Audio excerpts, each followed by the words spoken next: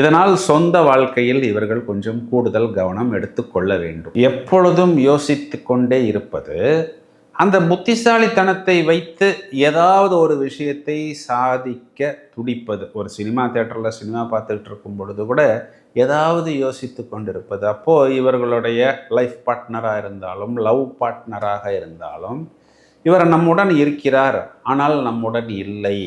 அப்போது இவர் ஏதோ ஒன்றை யோசித்து கொண்டு நமக்கு ஒரு முக்கியத்துவம் கொடுக்க மாட்டேங்கிறார் அப்படிங்கிற மாதிரி பிரச்சனைகளையும் மிதுன ராசி ஆண்கள் அதிகம் சந்திக்கிறார்கள்.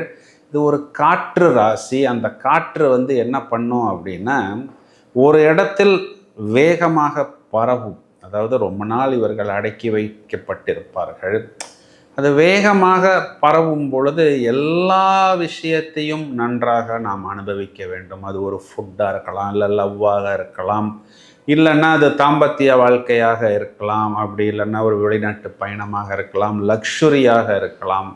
அப்படிங்கிறதுக்காக வேகமாக போய் அதில் ஏதோ ஒரு சறுக்கல், ஒரு அவமானம், ஒரு தோல்வி அதையெல்லாம் சந்தித்து வீட்டுக்குள் வரும் பொழுது என்ன ஆகிறது அப்படின்னு பார்த்தோம்னா, பார்த்தியா உன்னைய வெளியில் விட்டோம், எவ்வளவு பெரிய ஒரு பிரச்சனையை கொண்டு வந்து நிப்பாட்டிருக்கிற, நீ ஒரு லவ்வுன்னு போன, அது கோர்ட்டு கேஸு போலீஸ் ஸ்டேஷன்னு போயிடுச்சு, நீ ஒரு கடன்னு போன, அந்த கடனுடைய இஎம்ஐக்கு டாக்குமெண்ட்டே போக போகிறது என்று இவர்கள் சார்ந்த நபர்களே நிறைய இடங்களில் மட்டம் தட்டுகிறார்கள்.